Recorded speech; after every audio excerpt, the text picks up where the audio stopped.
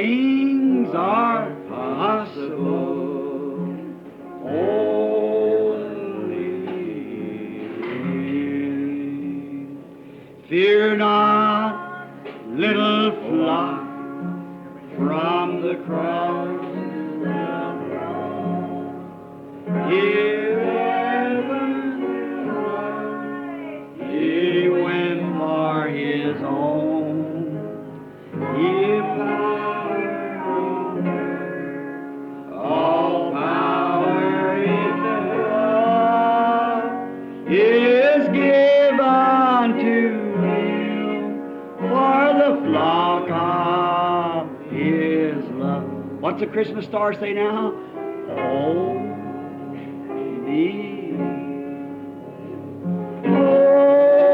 only believe, all things are possible. Only believe, only believe, only believe, all things are possible.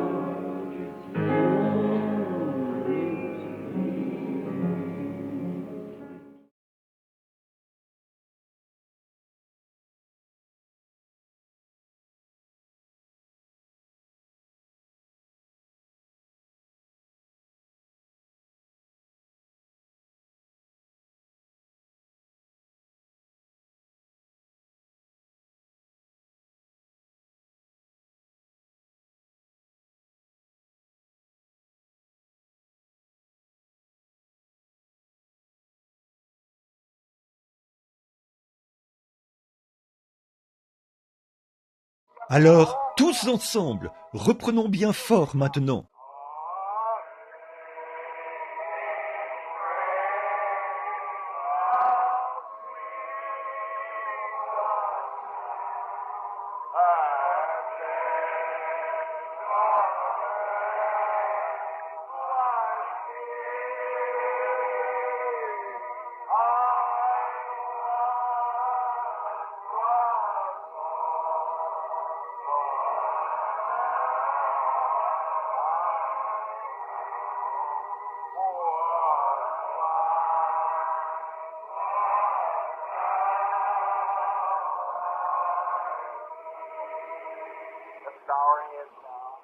Courbons la tête maintenant.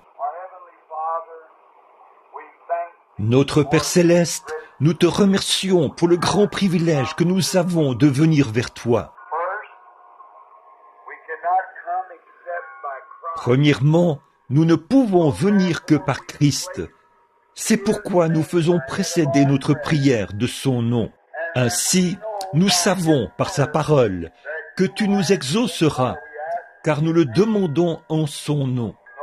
Ce n'est pas par notre propre justice, ni par quoi que ce soit que nous puissions posséder ou faire, mais c'est par la grâce et par elle seule que nous venons et que nous le demandons au nom de Christ. Père, il se peut qu'il y ait beaucoup d'hommes et de femmes ici, dans ce bâtiment ce soir, qui sont des pécheurs. C'est pour le pécheur que tu es mort. Puisse ce soir être le soir où Dieu parlera à leur cœur et les appellera par sa grâce à entrer dans le royaume. Accorde-le, Père. Peut-être qu'ils ont perdu bien des années à errer dans le péché, mais que ce soit maintenant l'heure. Seigneur, je te remercie ce soir pour Billy Paul, mon pauvre petit garçon, orphelin de mère, qui est ballotté. Merci Seigneur de lui avoir accordé le Saint-Esprit, ce qui lui donne maintenant cette assurance qu'un jour glorieux, nous reverrons maman. Tout est bien, tout ira bien. Ô Dieu, puissent les anges le faire savoir à maman aujourd'hui. Elle pleurait au moment de sa mort et disait « Sers Dieu, un jour Billy Paul sera un homme et il recevra le Saint-Esprit. » Ces prières ont été exaucées. Ô Dieu, bénis ce garçon maintenant. Puisse-t-il suivre le Maître pas à pas. Oh, comme sa petite voix tremblait quand il me disait « Papa, je viens de recevoir le Saint-Esprit. Je suis tellement heureux. » Oh Dieu, que ce soit l'expérience de chaque personne qui n'est pas née de nouveau ici ce soir. Puisse-t-il recevoir le Saint-Esprit ce soir. Si nous avons commis quelques péchés, pardonne-nous, Seigneur. Guéris les malades, panse les cœurs brisés. Et maintenant, Seigneur, je ne sais même pas par où commencer pour parler ce soir, mais tu pourvoiras.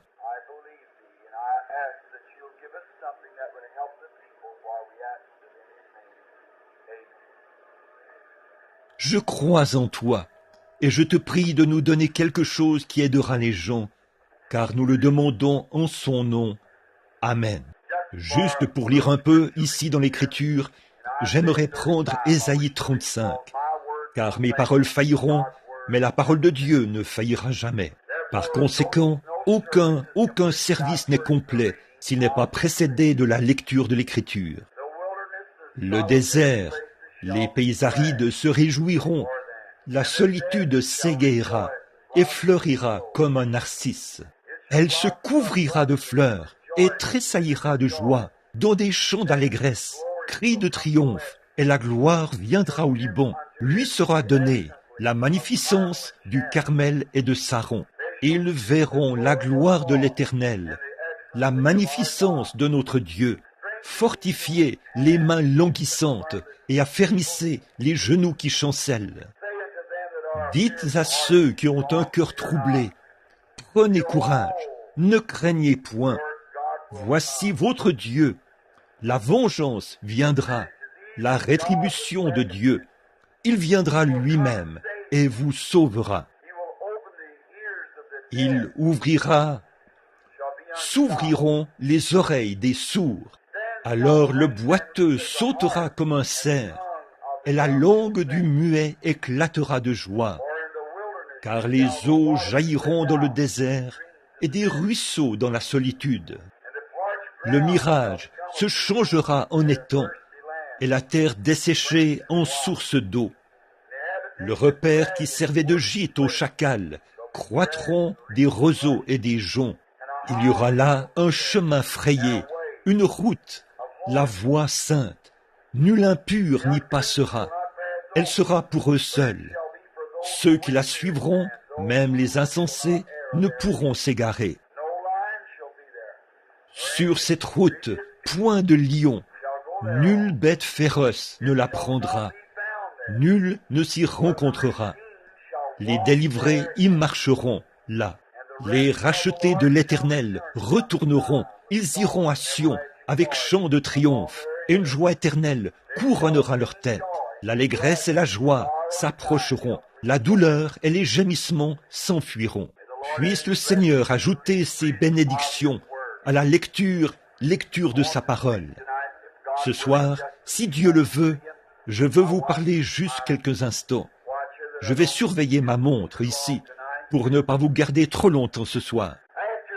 Après les réunions de cette semaine où j'ai essayé de montrer aux gens qu'il n'y a pas lieu d'avoir peur, la pire chose que le diable peut mettre sur vous, c'est la crainte. Si vous aviez même un cancer et que vous ne craigniez pas, que vous croyez que Dieu vous guérirait, vous ne seriez pas trop mal en point. Dieu s'en occuperait. Si vous étiez malade ou quoi que ce soit et que vous ne craigniez pas. Donc, la crainte est l'une des pires choses que Satan peut mettre sur une personne. Et cette semaine, j'ai essayé de démontrer par l'Écriture qu'un homme né de nouveau du royaume de Dieu n'a rien à craindre. En Jésus-Christ, vous êtes à l'abri, en parfaite sécurité. Tous ceux que le Père m'a donnés, a-t-il dit, viendront à moi. Nul ne peut venir si le Père ne l'a appelé.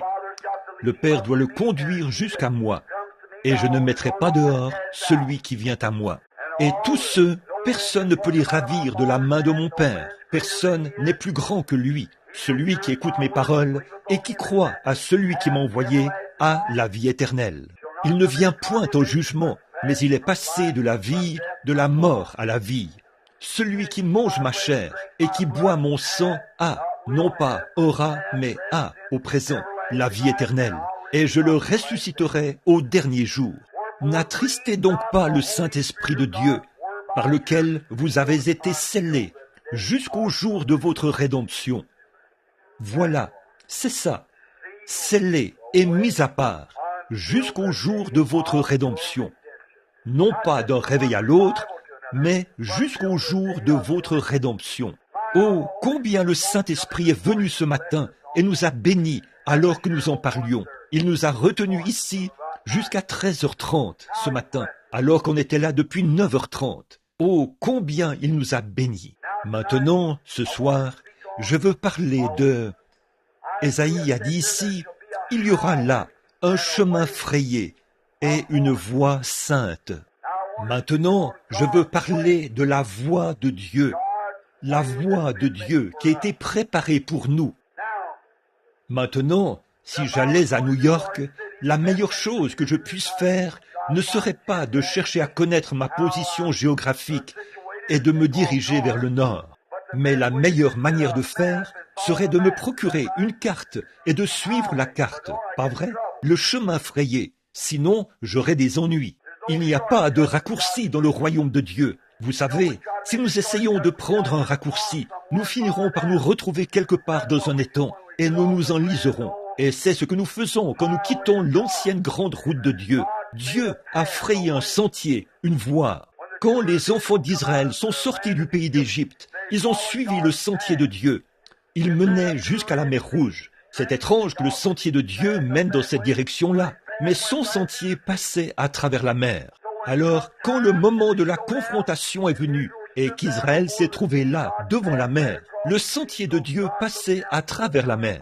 Alors Dieu a baissé les regards à travers la colonne de feu, et la mer a pris peur. Elle s'est retirée, et Israël a traversé à pied sec. Le sentier de Dieu passait à travers cela. Puis Dieu les a conduits directement au désert, à la source de Mara, l'eau amère. N'est-il pas étrange que Dieu mène ses enfants aux eaux amères? Mais ils avançaient tous sur la route. Mais puisqu'il était là, le remède contre les eaux amères se trouvait sur la rive. Moïse a coupé un arbre, l'a jeté dans l'eau et elle est redevenue douce. Certains passent par les eaux, certains passent par les fleuves, certains passent par de dures épreuves, mais tous passent par le sang. C'est comme ça que Dieu conduit ses enfants, le sentier de Dieu, la voie pourvue par Dieu. Si les enfants d'Israël avaient un tant soit peu cherché à dévier et à contourner par ce chemin-ci, ils auraient eu des ennuis. Il leur fallait suivre la nuée de feu, la colonne de feu qui les conduisait. C'est cela qu'ils suivaient. Et si l'Église ce soir ne suit que la colonne de feu, le Saint-Esprit, vous arriverez à Canaan, c'est sûr et certain. Dieu a une voie, c'est une voie à laquelle il a pourvu. Il y a deux voies qu'un homme peut suivre. Il peut suivre sa propre voie ou suivre la voie de Dieu. C'est soit la bonne voie, soit la mauvaise voie. Et votre voie, c'est toujours la mauvaise voie. La voie de Dieu, c'est la bonne voie. Et vous ne pouvez pas suivre votre propre voie et la voie de Dieu en même temps. Alors, vous devez abandonner votre propre voie pour que Dieu puisse régner sur vous. C'est vrai, Dieu pourvoit d'une voie. L'homme a toujours voulu tracer sa propre voie. Dans le jardin d'Éden, Dieu a conçu l'homme de sorte qu'il n'ait absolument besoin de rien. Dieu a fait de lui un être parfait. Mais l'homme a voulu suivre sa propre voie. Il a voulu y mettre du sien. Il a voulu faire des découvertes. Ainsi donc, aussitôt qu'il est tombé, nous avons vu cela cette semaine, alors que nous étudions les Écritures. Il s'est fabriqué une religion. Il n'a pas attendu que Dieu lui en donne une. Il en a fabriqué une lui-même.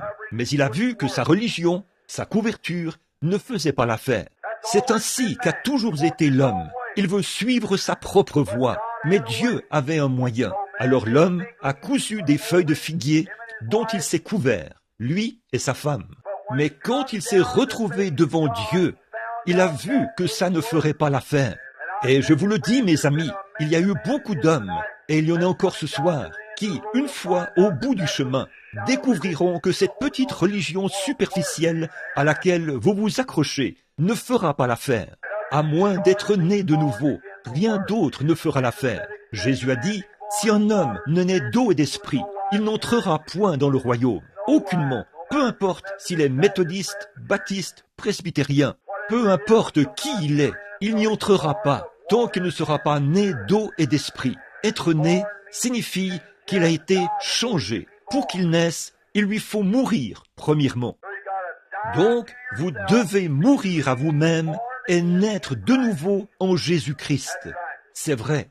Maintenant, je veux vous faire remarquer qu'il s'est retrouvé en train de chercher à se frayer son propre chemin. Nous avons vu ce matin comment Caïn a essayé de se frayer un chemin. Il a apporté des pommes, des poires, des pêches et des citrouilles, ou peu importe ce que c'était. Il les a déposées sur l'autel et a dit, « Voilà, Seigneur, j'ai bâti un autel, j'ai bâti une église, je suis un bon membre d'église.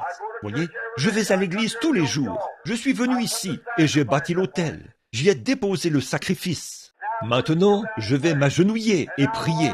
Et maintenant, Seigneur, je veux que tu m'acceptes. » Mais Dieu l'a rejeté. Et ce même vieil esprit religieux vit dans l'Église aujourd'hui. C'est exactement la même chose. Il est religieux au possible, et il ne connaît pas plus Dieu qu'un Hottentot ne peut connaître une nuit égyptienne.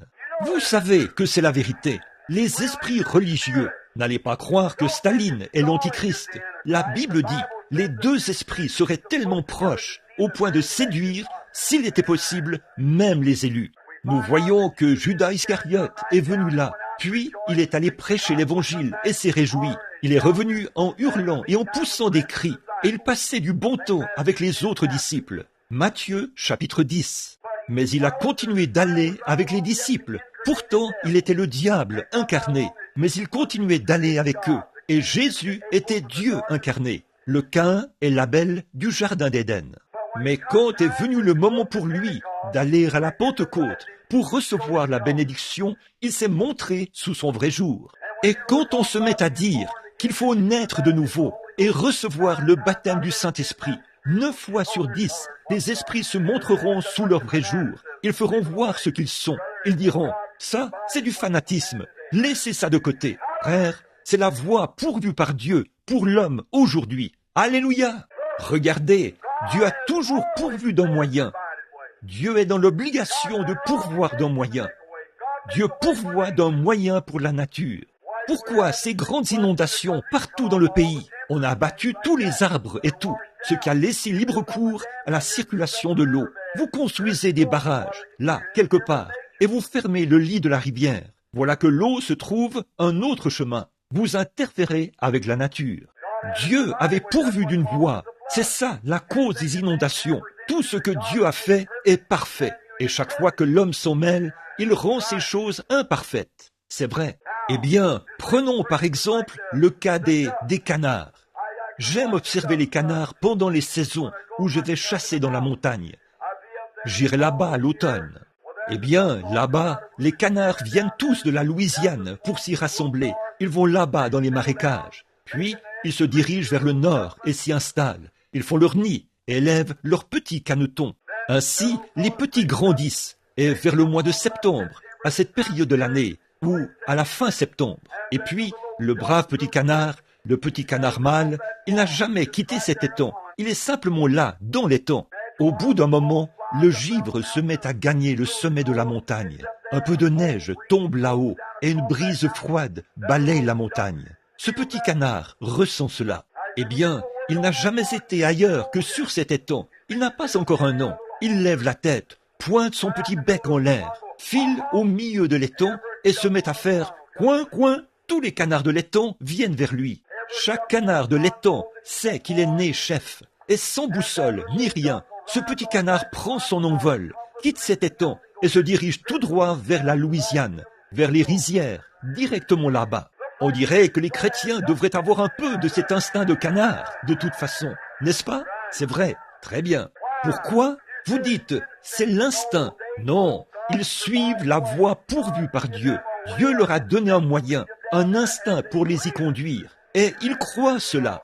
Mais Dieu donne à l'homme le Saint-Esprit et il le rejette. Il a sa propre manière de faire. Mais Dieu a pourvu d'un moyen pour nous. Alléluia! Je me sens un peu religieux ce soir, après ces quelques soirées de réveil. Remarquez, voilà, Oui, monsieur, ce petit canard ira là-bas. Et je vais vous dire autre chose. Vous allez consulter le journal. On vous dit, demain, il fera beau temps. Alors, vous allez à la chasse et là, vous voyez les lapins s'installer bien bas dans l'herbe. Ne vous fiez pas aux journaux. Observez cette vieille truie prendre du foin du versant nord de la colline pour l'apporter là-bas, sur le versant sud de la colline, et se faire un lit sur le versant sud de la colline. Elle en sait beaucoup plus que tous les commentateurs de journaux du monde. C'est vrai. Elle a un instinct. Elle se déplace vers le côté sud pour se mettre à l'abri de ce vent froid du nord qui arrive. Oh là là! Si un porc a assez de bon sens pour se protéger de la brise, qu'en est-il de vous qui avez le Saint-Esprit? Alléluia! C'est ça votre instinct. Oui, monsieur. Dieu leur a donné un instinct. C'est la voie pourvue par Dieu pour eux. Ils vivent selon la voie pourvue par Dieu.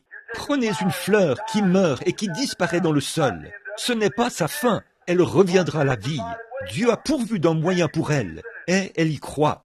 Dieu a toujours pourvu d'un moyen. Parfois, le chemin ne passe pas par des choses agréables. Parfois, il passe par des difficultés. Mais c'est la voie pourvue par Dieu. C'est Dieu qui le fait. De toute façon, une fois, il a placé un homme sur la voie pourvue par Dieu. Cet homme a été obligé de passer par la fosse au lion. Mais il suivait la voie pourvue par Dieu. Et Dieu l'en a fait sortir. Alléluia! Je vois d'ici des enfants hébreux assis là-bas à Babylone un matin. Ils avaient refusé de se prosterner devant une idole. C'est vrai, ils avaient dit, nous ne le ferons pas. Jouez de la musique autant que vous voulez et sonnez vos cornets et vos trompettes. Mais nous ne nous prosternerons pas devant votre idole. Alléluia! Donne-nous plus de Shadrach, de Meshach et d'Abednego. Oui, monsieur, qui ne se prosterneront pas devant vos choses du monde. Nous n'avons pas à nous plier devant ça. Dieu nous a rendus libres par le Saint-Esprit. Alléluia! Oui, monsieur. Eh bien, je vois là-bas, un matin, braquons nos caméras là-bas un instant. Observons pour voir. D'ici, je vois ces garçons là-bas, un matin. On avait dit, eh bien, écoutez, le roi a dit, toute personne qui ne se prosternera pas, nous la jetterons dans la fournaise ardente. Et un soir, ils sont allés prier jusqu'à exaucement. Le lendemain, quand le signal était donné pour qu'ils se prosternent devant la statue, eh bien, ils ont tourné le dos à cela. Il est donc venu et leur a demandé, « Messieurs, avez-vous fait cela ?» « Oui. » « Eh bien, nous allons chauffer la fournaise 7 fois plus qu'elle ne l'a jamais été. » Alors, n'est-ce pas étrange? Il y avait là une passerelle qui menait à l'entrée de la fournaise. Tout Babylone était flamboyant ce matin-là. Le feu ronflait. Je vois d'ici le roi Nebuchadnezzar, tel l'homme moderne d'aujourd'hui, s'asseoir là et dire « Maintenant, nous allons faire brûler toute cette religion du Saint-Esprit qui est en ces gars-là. » Oh oui, ne pensez pas que le diable ne vous brûlera pas. Il le fera certainement. Mais souvenez-vous, le Saint-Esprit est lui-même un feu. Maintenant, je veux vous faire remarquer que le chemin de Dieu menait directement à cette passerelle. Je vois d'ici Shadrach, Meshach, Abednego marcher vers la mort. J'entends Shadrach dire « Abednego, as-tu prié jusqu'à exaucement ?» « Oui. » « Alors, tout va très bien. Es-tu sûr que tu marches dans la voie de Dieu ?»« Oui, monsieur. Dieu a dit dans sa parole que nous ne devons pas nous prosterner devant des idoles, et nous ne le ferons pas.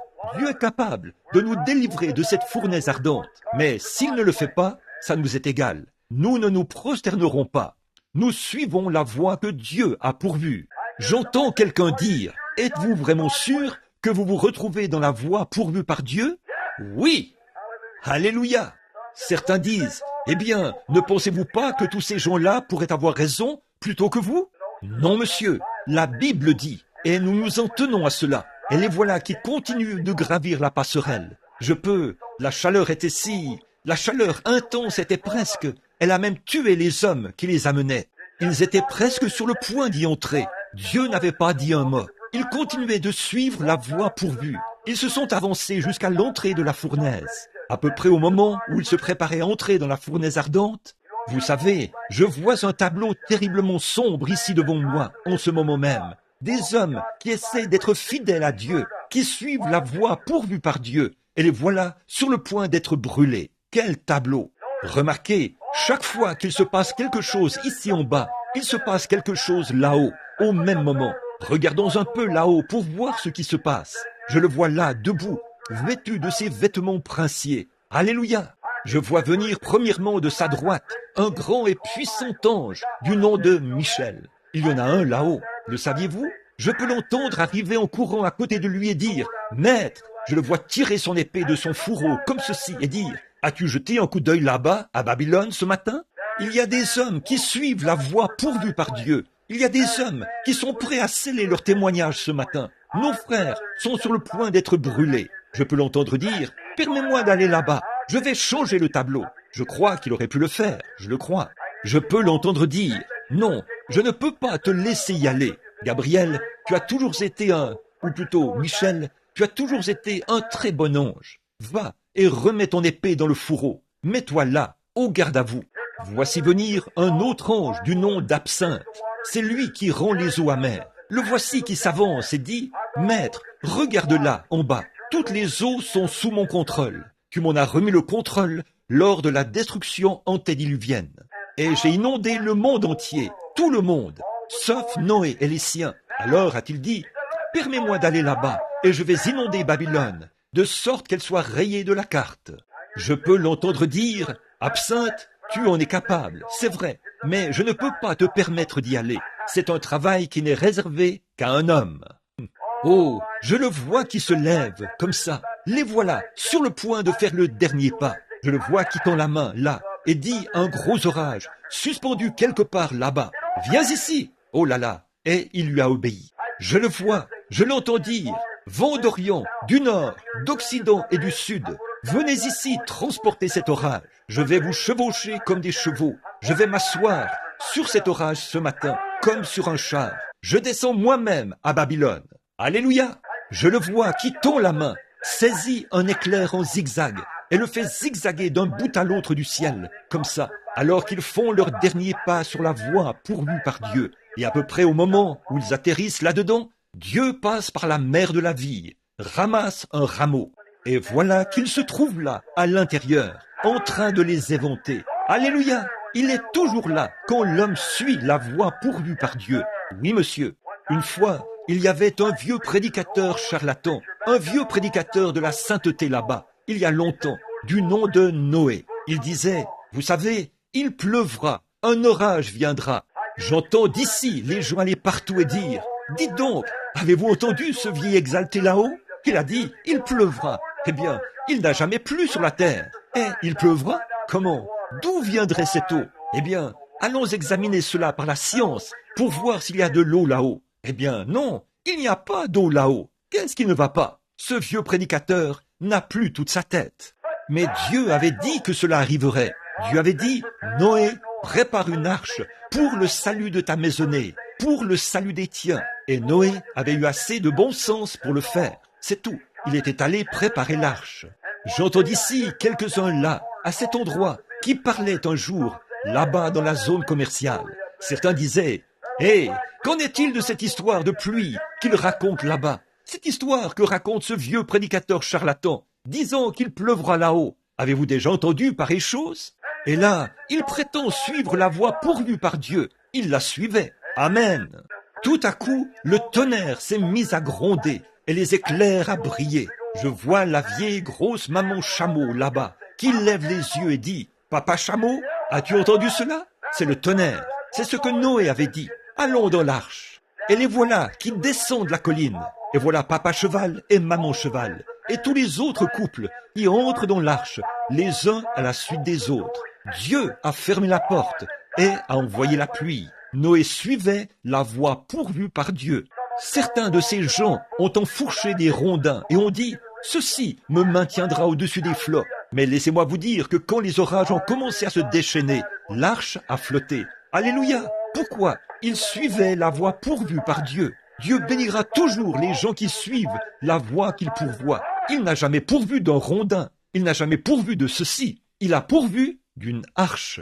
Et aujourd'hui, mon frère et ma sœur, un moyen a été pourvu pour les hommes et les femmes. C'est par Jésus-Christ, le Fils de Dieu, qui est mort là-bas au calvaire. Et par son sang, nous avons le pardon des péchés. Nous pouvons recevoir le baptême du Saint-Esprit en guise d'approbation de Dieu. montrant qu'il nous a acceptés en son Fils Jésus-Christ, en parfaite sécurité. Alléluia! Vous me traiterez d'exalté de toute façon. Alors, autant commencer tout de suite. Très bien. Je me sens vraiment bien. Très bien. Croyez-vous cela? C'est la voix de Dieu et la seule voix. Ce n'est pas la voix méthodiste, ce n'est pas la voix baptiste, ce n'est pas la voix presbytérienne, ce n'est pas la voix pentecôtiste. C'est la voix de Christ. Christ est la voix que Dieu a pourvue. Il est le sacrifice que Dieu a pourvu. Il est Jéhovah Rapha. Il est Jéhovah Jireh. Il est Jéhovah Manassé. Quand Abraham a offert Isaac, il a donné à ce lieu le nom de Jéhovah Jireh. Le Seigneur se pourvoira lui-même d'un sacrifice. Et voilà, c'est le Fils de Dieu. Amen. Dieu pourvoit toujours d'un moyen d'échapper. Oui, monsieur. Une fois, il y avait là-bas un vieux prédicateur du nom d'Élisée qui prêchait. Il était monté là-haut et après avoir parcouru le pays du regard, il a dit « Je vous le dis, je n'ai jamais rien vu de si horrible. » Le vieux roi du pays était allé épouser une petite Jézabel toute maquillée. Elle avait suffisamment de maquillage sur le visage pour... C'est la seule femme de la Bible qui se soit maquillée. Et vous savez ce que Dieu a fait d'elle? Dieu l'a donnée en pâture aux chiens. C'est la seule que je connaisse. Si vous voyez une femme dont le visage est tout maquillé, savez-vous comment vous pouvez l'appeler? Dites « Bonjour, Madame Pâté pour chien ». C'est ce qu'elle est. Elle est comme de la pâté pour chien. Oh là là. Écoutez, frère, je reviens de l'Afrique. Ce truc-là tire son origine du paganisme. Ce sont les païens qui se maquillent. Oh, frère, quand un homme ou une femme se met en règle avec Dieu, on n'a pas besoin de leur dire ces choses. Ils ont d'eux-mêmes honte. Alléluia! C'est vrai. Mes amis, avant longtemps, elle avait amené toutes les Israélites à faire pareil. Elle y a dit, Seigneur, ferme les cieux. Fais quelque chose à ce sujet. Dieu a parlé et a dit, eh bien, Élie, je vais te dire quoi faire. Va parler à Akab. Et voilà qu'un vieux prédicateur, enveloppé d'un grand morceau de peau de mouton comme ça, s'est mis en marche, le visage couvert de barbe. On aurait dit une chenille laineuse. Il s'est présenté devant le roi et lui a dit, la rosée ne sera pas appelée, ou il n'y en aura pas tant que je ne l'aurai pas fait venir. Alléluia! Il suivait la voie pourvue par Dieu. Oui, monsieur. Ah, hors d'ici, espèce de fanatique. Très bien, nous savons ce que nous faisons. Le vieil Élie a dit, Seigneur, que dois-je faire? Daigne pourvoir d'un moyen pour la suite. J'ai accompli ma mission. Dieu lui a dit, va là-bas, près du torrent de Kérit, et assieds-toi. D'accord, c'est un très mauvais endroit, mais je vais y aller et m'y asseoir. Tu as dit, va là-bas. Si ton sentier mène là-bas, j'irai là-bas. Il y est allé et s'y est installé. Il a dit, maintenant Seigneur, qu'est-ce que je vais faire ici? Assieds-toi là, reste là, c'est tout. Et avant longtemps, il a commencé à avoir faim. Il a dit, Seigneur, je commence à avoir un peu faim. Et voici qu'est arrivé un corbeau. Certains d'entre eux ont dit, regardez ce vieux prédicateur exalté assis là-haut sur la colline. Voyons donc, n'est-il pas fou? Eh bien, ce gars-là, qui est assis là-haut au soleil, il va mourir. Voyons donc, c'est un fanatique. Et avant longtemps, toutes les eaux ont tari. Il n'y avait plus d'eau à boire dans le pays. Mais chaque fois qu'Élie avait soif, tout ce qu'il avait à faire, c'était de se pencher au-dessus du torrent de Kérit pour boire. Puis, quand il avait faim, un corbeau venait là, portant un sandwich dans son bec et disait « Tiens, Élie, vous dites, où le corbeau trouvait-il? Voulez-vous dire que vous croyez ça, frère Branham? Oui, monsieur. Oui, monsieur. Voulez-vous dire qu'un corbeau a apporté à Élie quelque chose à manger pendant 3 ans et 6 mois? Je le crois. Vous dites, où prenait-il cela? Je ne sais pas. Tout ce que je sais, c'est que le corbeau prenait cela quelque part, l'apportait à Élie, Élie le mangeait, et il est resté en vie pendant 3 ans et 6 mois grâce à cela. C'est vrai, je le crois. C'est la même chose pour... Vous dites, qu'est-ce qui vous rend si heureux? Qu'est-ce qui fait que vous puissiez bouger le bras? Je ne sais pas. Tout ce que je sais, c'est que le calvaire a payé pour cela. C'est la Bible qui l'enseigne. Le Saint-Esprit l'a apporté. Je l'ai reçu. Alléluia! Je ne sais même pas d'où cela vient, mais je l'ai reçu. Alléluia! C'est vrai. Je ne peux pas vous dire d'où cela vient, mais c'est arrivé ici. Oh là là! Cela fait qu'on se sent vraiment bien. Certainement. Alléluia! Ne vous énervez pas. Ça veut dire louange à notre Dieu. Amen. Ça veut dire qu'il en soit ainsi. Oh là là, certainement, je ne sais pas. Et on disait qu'il était fou d'aller s'installer là-bas. Oh là là, à l'heure du repas, voilà un serveur de couleur qui s'avance et dit « Tiens, Élie, voici ton petit déjeuner. » Voyons, il était dans une meilleure situation que la moitié des gens qui sont ici ce soir. J'imagine qu'il n'y a pas beaucoup de gens ici ce soir qui ont des serviteurs de couleur. Mais lui, il avait des serviteurs de couleur, des corbeaux qui lui apportaient à manger à chaque repas. Alléluia! Gloire! Dieu avait une salle à manger quelque part. Il y apprêtait tout, le faisait cuire et le lui envoyait. Alléluia! Ce même Dieu vit et règne aujourd'hui. Il est resté dans la voie qu'il avait pourvue. Dieu lui avait dit, va là-bas et assieds-toi. Alors il l'a fait. C'est tout ce qu'il savait faire. Qu'en pensez-vous? Croyez-vous que c'est vrai? Ça l'est. Amen. Oui, monsieur. Un jour, une petite fille descendait la rue et elle a dit, finalement quelqu'un a dit, oh, alléluia, alléluia. Elle venait de recevoir le Saint-Esprit. Alors, un vieil incrédule qui était là dans les parages a dit, qu'est-ce qui vous rend si heureuse, jeune fille? Elle a dit, oh, Jésus vient de me sauver et de me remplir du Saint-Esprit. Elle a ajouté, je suis si heureuse. Il a dit, dites, qu'avez-vous dans la main? Elle a dit, ma Bible. Il a dit, croyez-vous cela? Certainement. Il a dit, croyez-vous cela entièrement? D'un bout à l'autre. Il a dit, croyez-vous cette histoire au sujet de Jonas? Oui. Il a dit, croyez-vous que cette baleine a vraiment avalé cet homme? Oui, monsieur, je le crois. Il a dit, comment pouvez-vous prouver ça autrement que par la foi? Elle a dit, eh bien, quand j'arriverai au ciel, je demanderai à frère Jonas. L'infidèle lui a répondu, il a dit, et si frère Jonas n'est pas au ciel? Elle a dit, alors c'est vous qui devrez le lui demander. Alléluia! Il ne lui restait qu'un seul lieu où aller, en enfer. Si vous rejetez la voie de Dieu, vous serez obligé d'aller en enfer. Absolument. C'est la seule autre voie. Donc, vous suivez une voie ou l'autre. Amen. Très bien. Je peux le voir là-bas, assis là-haut, et les corbeaux qui lui apportent à manger. Il est redescendu là-bas. Un jour, il a descendu la colline, et Dieu a dit, « Maintenant, le point d'eau est à sec. Je veux que tu ailles là-bas, chez une veuve. » C'était tout un endroit pour un prédicateur. Dieu lui avait dit d'y aller. C'était ça, la voie pourvue. Il s'est rendu là-bas, et elle n'était pas israélite non plus. Non, elle ne l'était pas. Et elle a marché là-bas, et il a descendu la colline. Et pendant qu'il descendait la colline, il a rencontré une brave veuve debout dans la cour, en train de rassembler ses morceaux de bois. Il a dit, entre et donne-moi quelque chose à manger. Apporte-moi aussi de l'eau. Elle a dit, l'Éternel est vivant et ton âme ne mourra jamais. J'ai tout juste assez de farine à la maison pour faire un petit gâteau pour mon fils. Je suis en train de ramasser ces 2 morceaux de bois pour cuire ce gâteau. Lui et moi le mangerons, après quoi nous mourrons. Il a dit, apporte-moi d'abord un peu d'eau, puis fais cuire le gâteau et apporte-le-moi. Alléluia. Que va-t-elle faire? Voilà la voie pourvue par Dieu. Cherchez premièrement le royaume de Dieu et toute sa justice. Vous dites, frère Bill, ma mère a quitté la maison.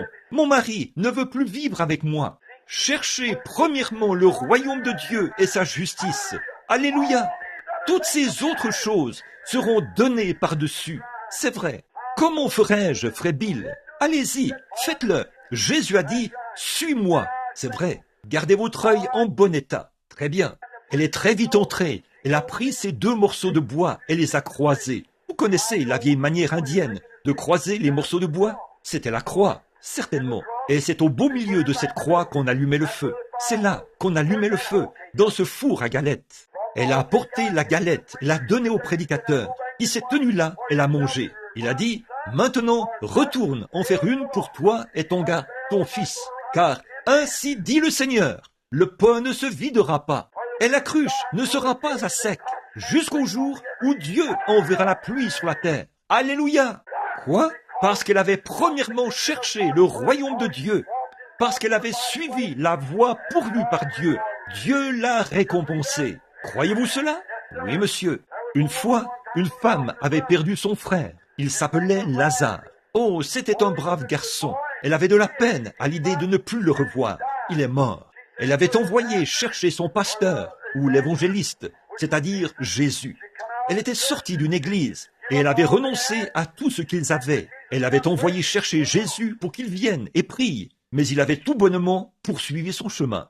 Elle l'avait de nouveau envoyé chercher. Il avait tout bonnement poursuivi son chemin. Il a dit, « Je ne fais rien que le Père ne m'ait montré. » Le Père lui avait déjà montré que Lazare allait mourir. Il est venu au bout d'un moment, après environ 3 ou 4 jours. Il a dit, « Lazare est mort. Et à cause de vous, je me réjouis de ce que je n'étais pas là. Mais je vais le réveiller. » Ainsi donc, ayant appris que Jésus venait, elle est allée à sa rencontre. C'était la voie pourvue par Dieu, aller à la rencontre de Jésus. C'est vrai, ça l'est toujours. Quand vous avez de l'affliction dans votre foyer, allez à la rencontre de Jésus. Quand vous avez la maladie dans votre foyer, allez à la rencontre de Jésus. Vous avez des chagrins dans votre foyer, allez à la rencontre de Jésus. Alléluia! Si vous avez besoin de quoi que ce soit, allez à la rencontre de Jésus. Allez à sa rencontre. Il a tous les remèdes. Il a tout. Il n'a pas le remède. Il a la solution. Amen. Alors, elle est allée à sa rencontre et elle est tombée à ses pieds. Une fois, elle avait lu une histoire au sujet d'une femme. Il y a longtemps dans la Bible. C'était une Sunamite. Elle se souciait beaucoup d'un prédicateur du nom d'Élisée. Alors, elle avait aménagé une petite chambre là, sur le côté de sa maison. Il y avait mis un lit, un chandelier, un siège et tout. Élisée était arrivé là et il avait vu toute cette bonté qu'elle avait eue pour le prédicateur. Elle lui avait payé la dîme et tout, vous savez. Alors, il a dit, va lui demander, va voir ce que nous pouvons faire pour elle, s'il me faut parler au roi ou au chef de l'armée. Elle a dit, j'habite au milieu de mon peuple et tout va bien. Il a dit, très bien, va lui demander ce que je peux faire. Géasi a dit, elle est stérile, elle n'a pas d'enfant. Il a dit, va lui dire, ainsi dit le Seigneur, vers cette époque de l'année, à la période de la vie, elle aura un fils. Et elle l'a eu. L'enfant a grandi jusqu'à l'âge de 11 ou 12 ans. Un jour, vers midi, il était dans les champs avec son papa. Je crois qu'il a eu un coup de soleil. Il s'est mis à crier « Ma tête, ma tête !» Il a envoyé l'un des serviteurs avec l'enfant, le petit garçon. On l'a installé sur les genoux de sa mère. À midi, il est mort. Quel endroit approprié! Elle l'a porté et l'a couché sur le lit du prédicateur, là où le prophète s'était couché. Un bon endroit où aller. Elle l'a couché sur le lit du prédicateur. Elle a dit « Selle-moi un mulet maintenant. Avance et ne t'arrête pas en route sans que je te le dise. » J'aime ça. Avancez et ne vous arrêtez pas. Continuez simplement à avancer. C'est vrai. Le problème, c'est que nous nous arrêtons pour parler à trop de gens. Nous nous arrêtons trop pour fêter ensemble, en société. Nous avons trop de telle et telle chose. On organise une soirée de couture, vous savez. On fait de la couture et on parle de mademoiselle un tel. Vous savez comment ça se passe. Toutes ces choses se retrouvent dans l'église, alors que vous devriez vous débarrasser de toutes ces distractions et avoir un réveil à l'ancienne mode, envoyé par Dieu, prier jusqu'à exaucement, jusqu'à revenir d'aplomb, jusqu'à ce que le ciel descende et que le Saint-Esprit vienne comme un vent impétueux et remplisse le lieu et les gens. Amen. Voilà ce qu'il nous faut. Elle a dit, ne t'arrête pas. Et son mari a dit, cet homme n'est pas au Carmel. Il a dit, ce n'est ni nouvelle lune, ni sabbat. Elle a dit, ça va aller. Elle voulait aller voir le prophète. Alors, elle a poursuivi son chemin. Élisée a regardé au loin et a dit, voilà cette Sunamite qui arrive. Quelque chose ne va pas chez elle. Je ne sais pas ce que c'est. Elle est arrivée en trombe. Et il a dit, te portes-tu bien? Ton mari et ton enfant se portent-ils bien? Elle a répondu, tout va bien. J'aime ça. Elle avait suivi la voie pourvue par Dieu. Elle a dit, tout va bien maintenant. Et c'est là qu'elle s'est mise à tout dévoiler. Il a dit à Élie, prends mon bâton et va le poser, ou plutôt à Géasi, prends mon bâton et va le poser sur l'enfant. Mais elle a dit, je ne te quitterai point. Alors le prophète y est allé, a prié, a fait les 100 pas dans la pièce. Il s'est couché sur l'enfant mort et celui-ci est revenu à la vie. Cette femme, Marthe, savait que la Sunamite avait reconnu que Dieu était dans son prophète. Et si Dieu était dans son prophète, Dieu était certainement dans son fils. Donc, s'il pouvait arriver jusqu'à Jésus, elle obtiendrait le remède. Alors, elle a accouru et est tombée à ses pieds.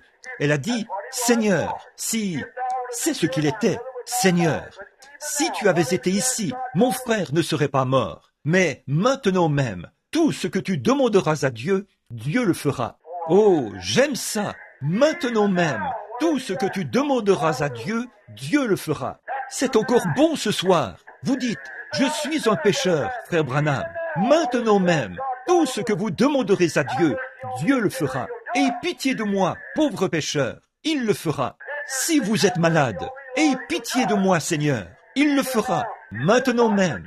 Vous dites, le médecin m'a abandonné. Mais maintenant même, Seigneur. Je n'ai pas marché depuis 5 ans. Mais maintenant même, Seigneur. Je n'entends plus rien depuis je ne sais quand. Maintenant même, Seigneur. J'ai perdu l'usage de la parole depuis je ne sais combien de temps. Mais maintenant même, Seigneur, quoi que vous demandiez à Dieu, et il est assis à la droite du Père, afin d'intercéder sur la base de votre confession. Alléluia. Elle a dit, maintenant même, tout ce que tu demanderas à Dieu, Dieu le fera.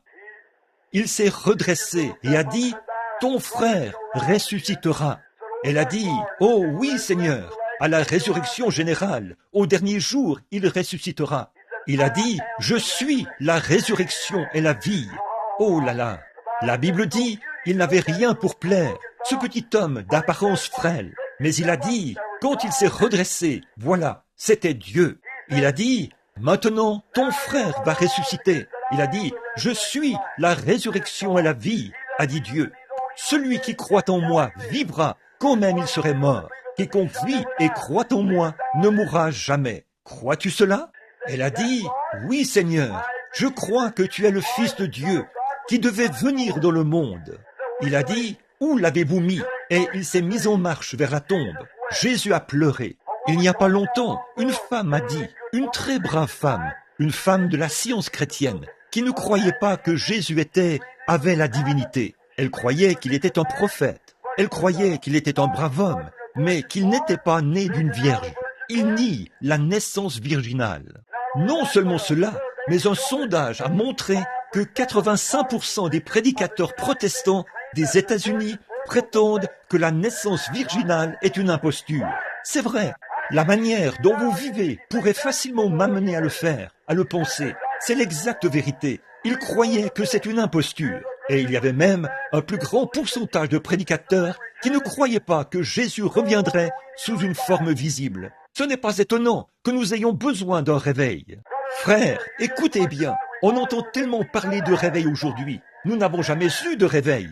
Ici, il n'y a pas longtemps, j'ai suivi la présentation d'un autre homme où on a beaucoup parlé de ce sujet. Selon ce qu'il disait, il est allé dans une ville et là, il avait eu 5000 conversions. Nous avons fait un suivi juste après son passage. Pas moi, un groupe de ministres. Ils ont pris leurs coordonnées pour faire le suivi avec ces gens. Et 30 jours après son passage, ils n'ont pas pu en trouver 30 qui prétendaient être sauvés. Vous savez ce que je pense? Je pense qu'il s'agit de la conviction plutôt que de la conversion. C'est-à-dire quand un homme naît de nouveau de l'Esprit de Dieu. Ce qu'il nous faut aujourd'hui, ce n'est pas une réunion de réveil, mais un réveil à l'ancienne mode. Un réveil du Saint-Esprit envoyé par Dieu. Une religion à l'ancienne mode, de ciel bleu qui tue le péché, lavé par le sang. Amen. Une religion qui fera en sorte que vous rendrez ces outils pour pneus et que vous vous repentirez. C'est vrai. Elle a dit, puis elle a dit, eh bien, écoutez, frère Branham, je peux vous prouver qu'il n'était rien d'autre qu'un homme. J'ai dit, allez-y. Si vous pouvez me prouver qu'il n'était pas Dieu, alors je l'accepterai. Elle a dit, non, il n'était pas divin, il n'était qu'un homme. Et je peux prouver par la Bible qu'il n'était qu'un homme.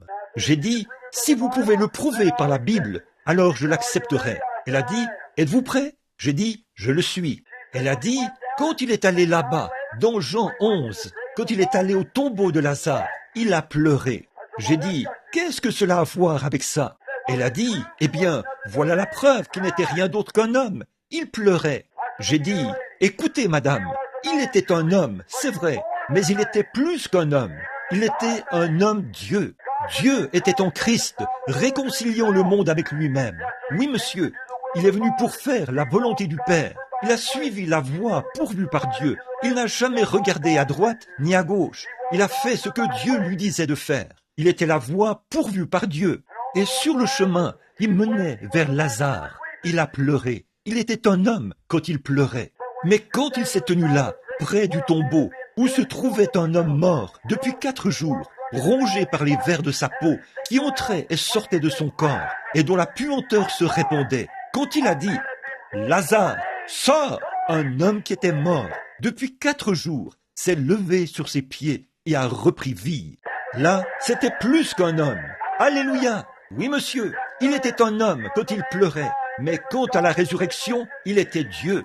Il était un homme quand il est descendu de la montagne, affamé ce soir-là, et il regardait autour dans les arbres, cherchant quelque chose à manger. Il était un homme quand il avait faim. Mais quand il a nourri 5000 personnes, avec 5 petits pains et 2 petits morceaux de poisson, il était plus qu'un homme. C'était Dieu dans la chair. Alléluia! Il était un homme quand il était allongé dans la barque ce soir-là, après qu'une force était sortie à travers son vêtement, ce qui l'avait rendu vraiment faible, au point qu'une mer déchaînée qui rugissait, 10 000 démons de la mer avaient juré qu'il le noierait cette nuit-là, alors que cette petite barque était là, ballottée comme un bouchon de bouteille sur une mer déchaînée. Je sais qu'il était un homme quand il était allongé là, endormi, mais quand ils ont dit « Ne te soucies-tu pas que nous périssions ?» il a posé son pied sur le bastingage de la barque et a dit « Silence, tais-toi » et le calme est revenu. Ça, c'était plus qu'un homme. Alléluia, c'était mon Dieu. Alléluia, c'est vrai, il l'était. Oui, en effet, il était un homme quand il était suspendu au calvaire, quand ils lui ont rendu le plus grand hommage qu'ils aient jamais rendu, quand ils ont dit « Il a sauvé les autres, il ne peut pas se sauver lui-même ». Quel merveilleux hommage ou quel compliment ils lui ont fait. S'il avait sauvé ses autres, lui-même, il n'aurait pas pu sauver les autres. Alors, il lui fallait se donner lui-même afin de sauver les autres. C'était un homme quand il a imploré la miséricorde, quand il a dit « Mon Dieu, pourquoi m'as-tu abandonné ?» Il est mort comme un homme. Oui, mais quand il est ressuscité le matin de Pâques, il a prouvé qu'il était Dieu. Ce n'est pas étonnant que le prophète ait dit « En vivant, il m'a aimé. En mourant, il m'a sauvé. Enseveli, il a emporté mes péchés au loin. En ressuscitant, il a justifié gratuitement pour toujours. Un jour, il reviendra. Ô jour glorieux !» Alléluia, je l'aime. Pas vous? Suivez la voie pourvue par Dieu. Je peux voir des mages qui, une fois, se rendaient à sa naissance pour l'adorer. Je peux les voir tous se préparer. Les voilà qui chargent leurs chameaux. Je peux voir Jim Jones et tous les autres et Jointel faire leurs bagages. Je peux les voir qui placent leur table à cartes et les rangent là sur le côté, comme ceci, puis ils empilent toutes les autres choses. Et alors, ils s'en vont adorer Jésus. Voilà qu'ils finissent par constater, au moment de partir, que les vieux chameaux n'arrivaient pas à marcher. C'est justement là le problème de l'Église aujourd'hui. Vous l'avez tellement rempli des choses du monde que ça vous ramène en arrière. C'est vrai, je le vois qui prend le départ comme ça, et tous les autres aussi. Ils arrivent là-bas, sur le flanc de la montagne, et voilà qu'ils ne peuvent même pas passer, puisque étroite est la porte, resserrez le chemin, mais il n'y en aura que peu qui les trouveront. Oui, monsieur, je peux voir un autre brave compagnon qui fait ses bagages. Il veut voyager léger, parce que, dit-il, je fais mes bagages pour aller au ciel. Frère, je ne fais pas mes bagages pour aller au ciel, je les défais pour pouvoir aller au ciel. Alléluia. Donc, pour l'enlèvement, il faut se débarrasser de tout. La Bible dit, rejetons tout fardeau et le péché qui nous enveloppe si facilement, afin de courir avec persévérance dans cette carrière. Je peux voir un brave homme s'avancer, vous voyez. Je peux voir sa femme qui est là. Elle dit, Jean, qu'y a-t-il mon chéri? Où vas-tu? Il répond, je vais adorer le Seigneur. Comment sauras-tu trouver ton chemin? Eh bien, j'y vais. Or, tu n'as même pas de boussole. Tu n'as même pas ton permis pastoral. Qu'est-ce qui te prend? Te recevront-ils? Y vas-tu pour adorer le Seigneur? Oui, prends ta boussole. Non, je n'en ai pas besoin. Tu n'en as pas besoin? Comment te rendras-tu jusque là-bas? Je peux le voir montrer du doigt l'étoile du matin et dire « Je vais suivre la voie pourvue par Dieu. » Amen. Dieu avait pourvu d'une étoile pour conduire les mages. Ils n'avaient pas besoin de boussole. Ils avaient besoin de la voie pourvue par Dieu, l'étoile. Gloire! Et le même Dieu qui a conduit les mages à Christ par l'étoile est ici ce soir, sous la forme du Saint-Esprit, pour vous conduire à Christ, à la nouvelle naissance, au baptême du Saint-Esprit. C'est ça, la voie pourvue par Dieu. Si un homme ne naît d'eau et d'esprit, il ne verra même pas le royaume de Dieu. Hommes et femmes, l'avez-vous reçu? Mon temps est écoulé. Oh là là, j'ai vraiment envie de me mettre à parler de cela, d'enfoncer mes mains dans les poches de mon pantalon et de prêcher comme un vieux prédicateur, ça fera. Pourquoi? J'aime ça. Mon gars, vous aimeriez bien déguster de la crème glacée, mais il faut que vous ayez du bacon et des haricots pour avoir un corps solide. Quelque chose qui nous nourrit, qui donne de l'énergie. C'est ce qu'il nous faut. Ne le croyez-vous pas? C'est vrai. Dieu a pourvu d'une voie. Y marchez-vous ce soir? Avez-vous reçu le Saint-Esprit après avoir cru? Maintenant, vous, mes bons amis baptistes, vous savez que j'étais baptiste, et mon pasteur, là, était baptiste. Mais je veux vous dire quelque chose. Acte 19 dit, avez-vous reçu le Saint-Esprit après avoir cru? Pas quand vous avez cru, mais après avoir cru. Oui, monsieur. Si ce n'est pas le cas, il est pour vous ce soir. Dieu a pourvu d'une voie. Frères, sœurs, n'essayez pas d'utiliser votre propre voix. N'utilisez pas la voix des feuilles de figuier. N'enfourchez pas un rondin, comme ils ont essayé de le faire lors de la destruction antédiluvienne. Ne vous revêtez pas de feuilles de figuier, comme l'avait fait Adam. N'essayez pas de suivre la voie du roi Nebuchadnezzar pour persécuter l'Église de Dieu. N'empruntez pas toutes ces autres voies, ces formes et ces voies, et bien d'autres choses que nous pourrions citer.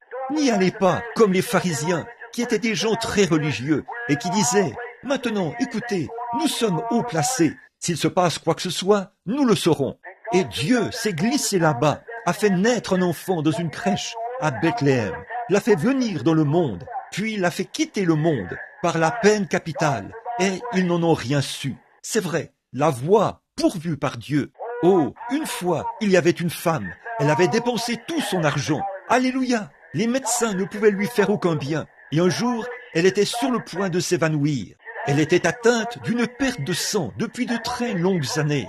Et un jour, elle a entendu le bruit de rames provenant d'une barque. Elle a regardé, et la voie pourvue par Dieu était venue. C'est, oh là là, je peux la voir qui s'avance vers des baptistes très distingués. Les jours des miracles sont passés. Elle s'est simplement faufilée entre leurs jambes. Ils ont dû s'écarter du chemin.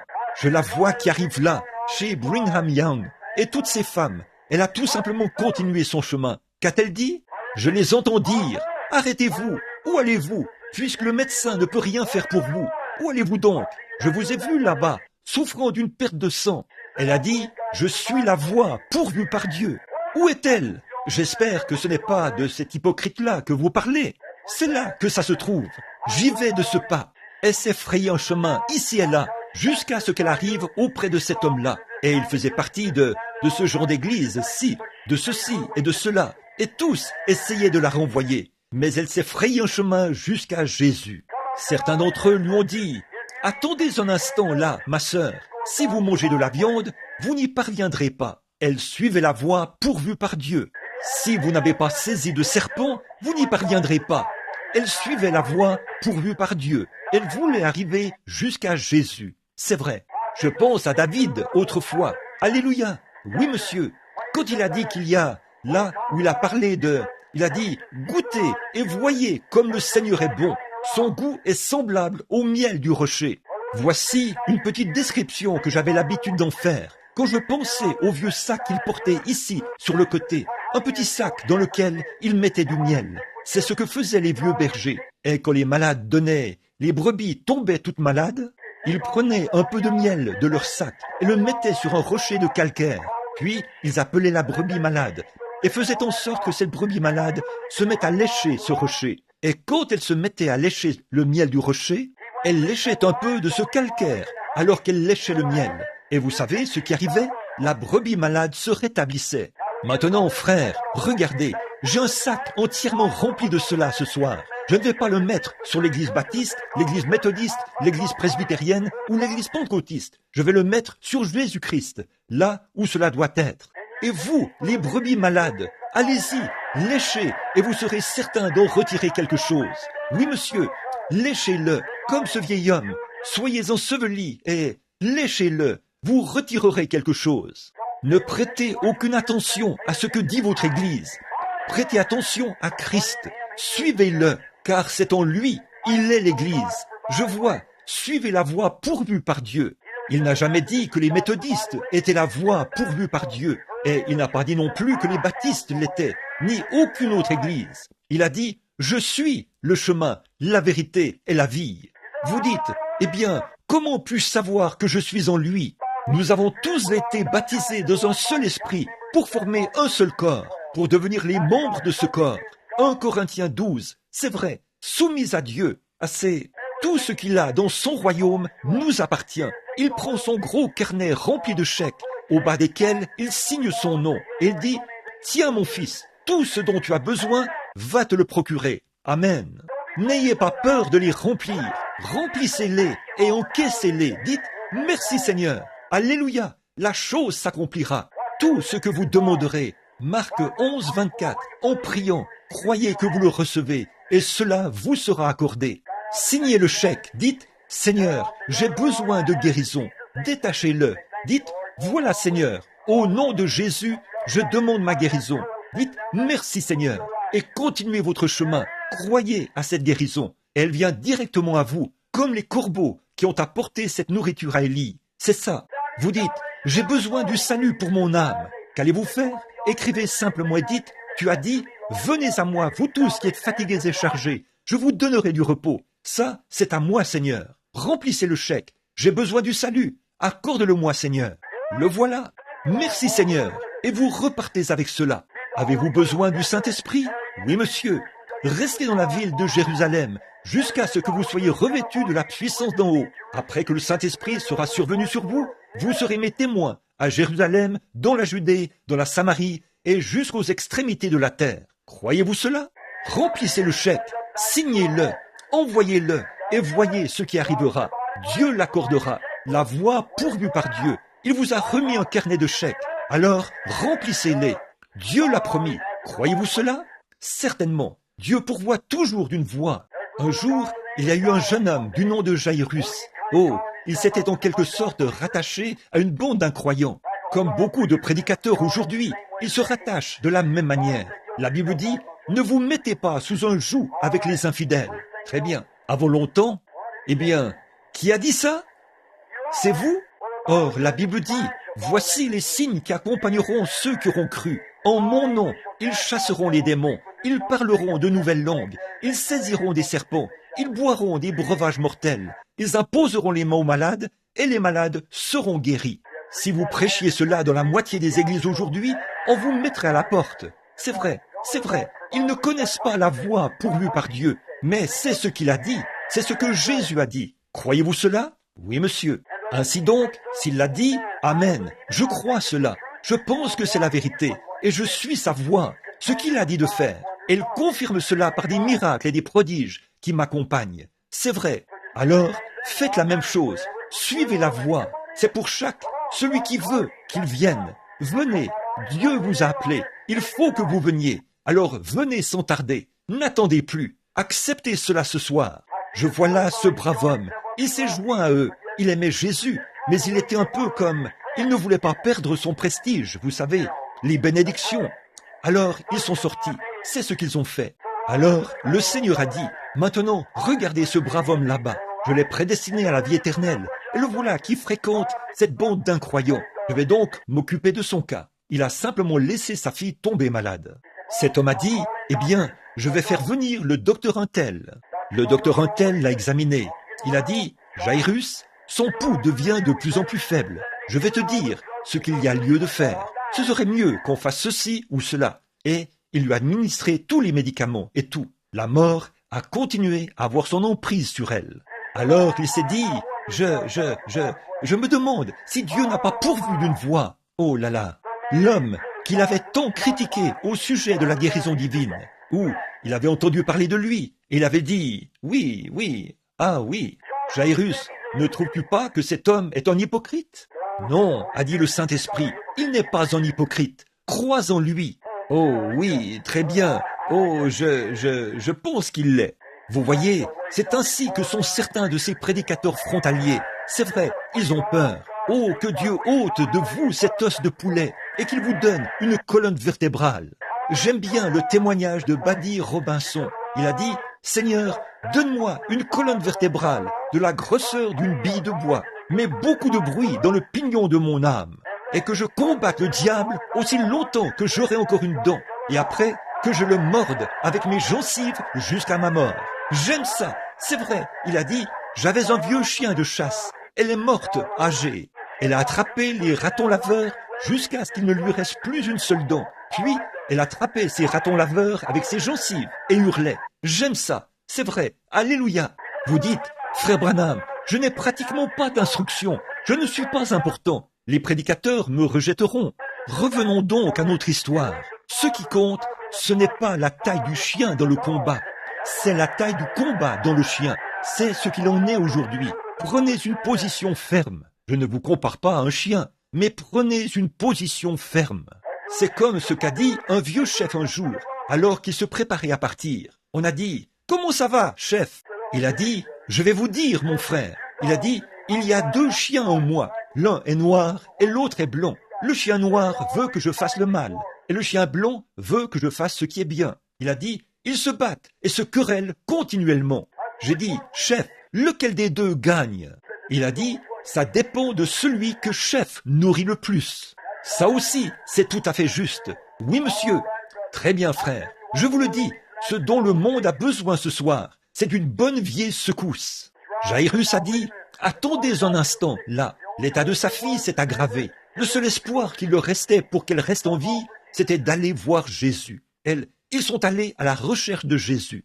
Pendant qu'il était en route, je le vois qui s'avance là-bas. Et la femme venait d'être guérie de sa perte de sang. Le voilà qui s'avance et dit, « Ma fille est alitée en ce moment. Peu m'importe ce que dit le sacrificateur, ce que qui que ce soit dit. Veux-tu venir lui imposer les mains? Je crois que tu as la voix pourvue par Dieu pour sa guérison. Veux-tu venir lui imposer les mains afin qu'elle se rétablisse? » Il a dit, « J'irai. » Le voilà qui se met en route pour y aller. Tout à coup, voici qu'un homme arrive de sa maison au pas de course et dit, « Jairus, ne fatigue pas le maître, parce qu'elle est déjà morte. » Oh, oh là là, je peux voir son petit cœur bondir en lui, comme ça. Je peux voir le beau regard tendre de Jésus se diriger vers lui et dire, « Ne t'ai-je pas dit, ne crains point, et tu verras la gloire de Dieu. » Il est la voie pourvue par Dieu. Il y avait un vieil homme qu'on appelait l'aveugle Bartimée, et un jour, il était assis à la porte, à demander l'aumône. Il commençait à faire froid, c'était vers octobre. Il a entendu du bruit dans la rue. Qu'est-ce que c'est? Eh bien, a-t-il dit, ça c'est ce Jésus de Nazareth. Il n'a jamais fait attention, il a ôté sa robe, il ne l'a pas déposée par terre et repliée, vous savez, afin de pouvoir facilement la retrouver dans son état aveugle. Il a jeté sa robe par terre. Dieu avait pourvu d'une voie, et c'est ce qu'il suivait. Il y est allé en courant. Certains disaient, « Reste assis, il n'a pas de temps à perdre avec toi. » Il a crié encore plus fort, « Jésus, fils de David, aie pitié de moi, aie pitié de moi. » Il se frayait un chemin, « Aie pitié de moi, je sais que tu es la voie pourvue par Dieu pour mes yeux. Ô Seigneur, aie pitié de moi. » C'est vrai. Un jour, j'ai lu une histoire au sujet de l'aveugle Bartimée. C'était une brève histoire. Ça disait qu'il était aveugle depuis des années. Il avait une petite fille qu'il n'avait jamais vue. Un soir, et il avait l'habitude d'aller s'asseoir là, dans la rue. Il avait un petit agneau. Autrefois, les agneaux conduisaient les aveugles, comme les chiens le font aujourd'hui. Les chiens conduisent les aveugles. On dressait des agneaux pour qu'ils conduisent les aveugles. Et là, quelqu'un a dit un jour que il avait 2 petites tourterelles. Elles faisaient des petites culbutes, comme ça, pour attirer l'attention des touristes qui allaient à Jérusalem ou dans la ville. Et il mettait des pièces de monnaie dans sa coupe. Il était aveugle. Alors un soir, sa femme est tombée très malade et il s'est adressé au Seigneur. Il a dit, « Seigneur, je n'ai rien. Je suis un homme pauvre. Je suis un aveugle. Je n'ai rien à te donner. Mais je te crois, Seigneur. Si seulement tu uses de miséricorde envers moi et que tu permets que ma pauvre femme reste en vie, demain, je t'offrirai ma tourterelle en sacrifice. » Cette nuit-là, le Seigneur a guéri sa femme.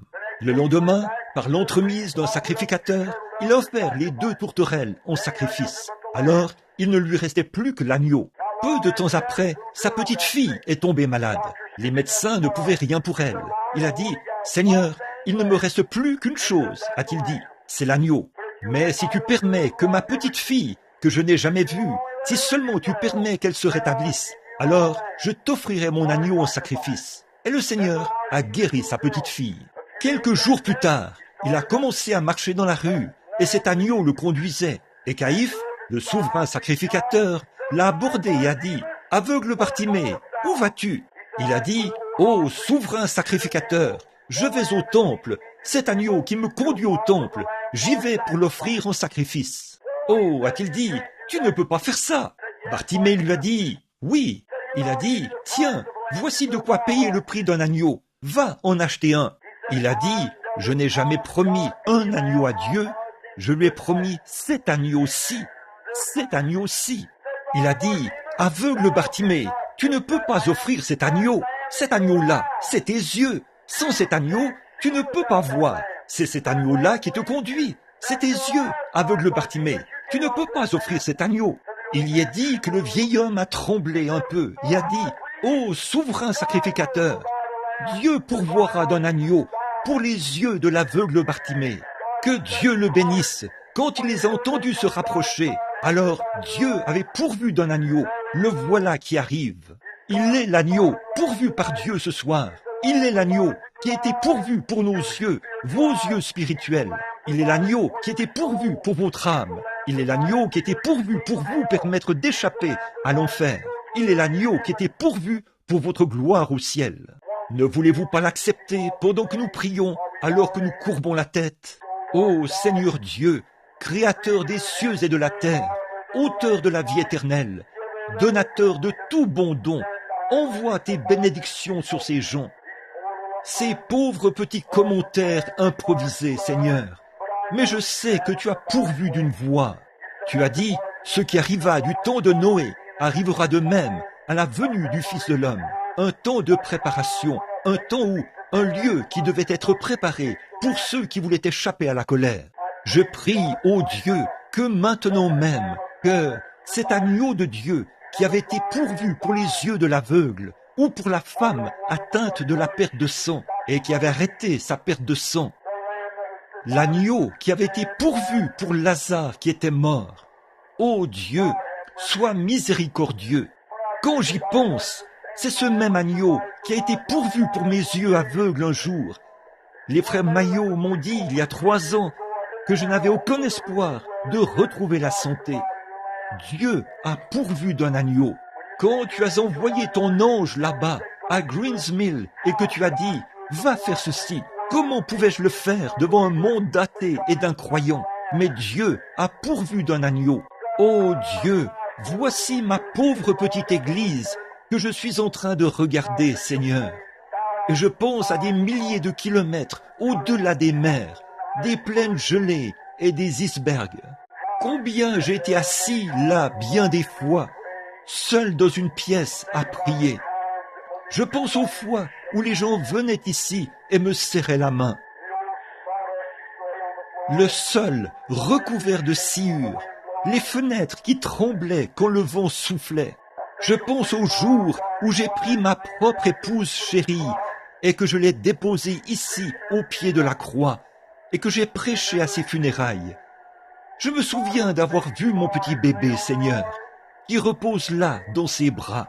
Je me souviens du pauvre petit Billy Paul que tu as rempli du Saint-Esprit il y a quelques heures. Il était venu à sa tombe ce matin-là pour y déposer une fleur de Pâques et il s'est mis à pleurer. J'ai passé mon bras autour de ce petit garçon et j'ai dit « Dieu a pourvu d'un agneau, d'un sacrifice d'expiation. Un jour, cette petite tombe s'ouvrira, maman sortira, ta petite sœur aussi. Dieu a pourvu d'un agneau. Un de ces jours, ô Dieu, quand mon dernier sermon sera prêché, on m'étendra peut-être dans une pièce et je sentirai mon pouls monter le long de mon bras, la froideur de la mort envahir la chambre, telle une marée, alors que la fenêtre sera ouverte et que les rideaux flotteront au vent. Ô Seigneur, fais venir le bateau de sauvetage. Je ferai mon dernier voyage. J'étendrai simplement le drap. Les paupières se fermeront et le drap me couvrira. Je veux marcher dans la vallée de l'ombre de la mort. Je veux arriver au Jourdain et dire, écartez-vous de mon chemin, et m'écrier, cède le passage, ô Jourdain, je traverse. Seigneur, envoie-moi le bateau de sauvetage à ce moment-là, reçois-moi. Veux-tu, Seigneur? Reçois-moi à ce moment-là. Veux-tu, Seigneur? Pas seulement moi, mais tous ceux qui sont ici veulent les recevoir à ce moment-là. Veux-tu, Seigneur? Accorde-le. Depuis lors, beaucoup d'entre nous ont traversé et sont retournés au paradis et vivront pour toujours. Père, s'il y a ici ce soir un homme ou une femme qui ne te connaît pas, qui ne sait rien de ce que ça vaut, qui n'est jamais né de nouveau, qui n'a jamais trouvé la voie pourvue par Dieu, puisse-t-il trouver cela maintenant même, alors que nous prions par le nom de Jésus-Christ. Avec la tête inclinée, mon ami pécheur, soyez bénis. Beaucoup sont à l'extérieur ou à l'intérieur. Le Saint-Esprit est ici. Avez-vous déjà accepté la solution de Dieu, la voie pourvue par Dieu pour vous? Il n'y a rien que vous puissiez faire pour le mériter. Dieu a pourvu de cela pour vous. Ne voulez-vous pas venir l'accepter? Ne le voulez-vous pas ce soir? S'il y a ici un ami pécheur, levez la main et dites, frère Branham, priez pour moi. Je veux cet agneau pourvu par Dieu dans ma vie. Nous n'avons pas assez de place ici, autour de l'autel, pour faire un appel à l'autel. Il n'y a pas de place. Alors je vous demande de simplement lever la main. Le ferez-vous, pécheur?